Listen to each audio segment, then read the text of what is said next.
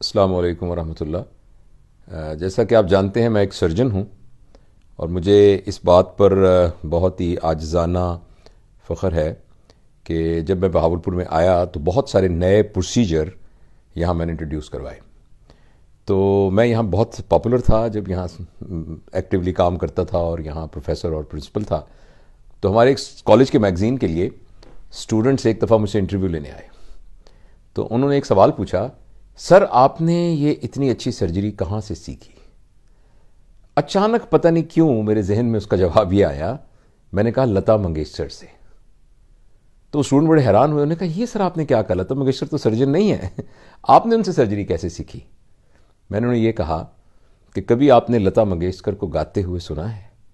جس طریقے سے وہ ایک ایک حرف کا حق ادا کرتی ہیں، اور جس طریقے سے صحیح مخرج کے ساتھ اور سروں کے ساتھ توازن کو برقرار رکھتے ہوئے اس کو ادا کرتی ہیں، یہی وہ فنکارانہ صلاحیت ہے جو کہ ہر فنکار کو میں ہونی چاہیے۔ جس طریقے سے ایک پینٹنگ کرنے والے کے برش کا ایک سٹروک پینٹنگ کو خوبصورت بنا سکتا ہے یا خوبصورت نہیں بنا سکتا، اسی طریقے سے سرجری کرنے والے فنکار کی ایک ہاتھ کی موومنٹ، ایک اس کا لگایا ہوا ٹانکا، ایک اس کا کٹ، ایک کاٹری کے ذریعے سے کی گئی ڈسیکشن پورے آپریشن کو ایک فن کا نمونہ بنا سکتی ہے اور اس کو سپوائل کر سکتی ہے۔ تو مجھے یہ تمثیل بڑی یاد ہے کہ بہت سال پہلے مجھے ذہن میں یہ بات آئی کہ جس طریقے سے لتا منگیشکر اپنے فن کے ساتھ انصاف کرتی ہے، یہ وہ یارڈ سٹک ہے جس یارڈ سٹک پر کوئی بھی فن جو ہے وہ تولا جا سکتا ہے کہ ایک ایک جزو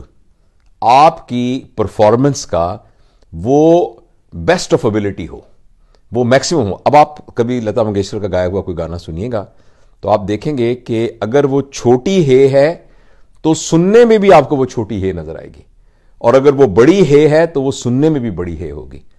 اگر وہ عین ہے تو وہ عین ہوگی، اگر وہ قاف ہے تو وہ قاف ہوگا، اگر وہ کاف ہے تو وہ کاف ہوگا، لیکن اس کے ساتھ جو سروں کی ہم آہنگی ہے وہ بھی اپنی جگہ پر موجود رہے گی۔ میں کوئی موسیقی کا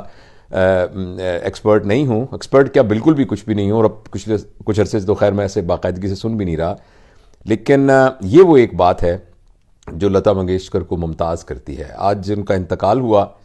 تو مجھے یہ بات کا خیال ہوا کہ میں ضرور انہیں ٹریبیوٹ پیش کروں، اور ساتھ میں یہ بھی کہوں کہ بہت عرصے سے ہم یہ کہہ رہے ہیں کہ انسان کی زندگی باقی تمام جانداروں سے مختلف ہوتی ہے، وہ اس لیے کہ باقی جاندار صرف فزیکیلٹی ہوتے ہیں، اور جبکہ انسان جو ہے وہ فزیکیلٹی بھی ہے، انٹلیکٹ بھی ہے، ایموشنالٹی بھی ہے، اور اسپرچویلٹی بھی ہے۔ تو وہ شخص جس کی زندگی صرف جسم کے گرد اور جسم کی ضروریات کے گرد گھومتی رہے گی، اس کو موت مار دے گی۔ لیکن جتنا جتنا انٹلیکٹ، ایموشنالٹی اور اسپرچویلٹی کو استعمال کر کے اس دنیا میں کچھ کنٹریبیوٹ کیا جا سکے گا، اتنا اتنا انسان نہیں مرے گا۔ لہذا موت بہت سخت ہے، موت بہت طاقتور ہے، مگر موت صرف اتنی ہی طاقتور ہے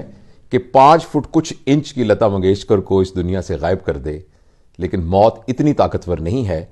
کہ اس کے کیے ہوئے کام اور اس کے فن کو اس دنیا سے ختم کر سکے۔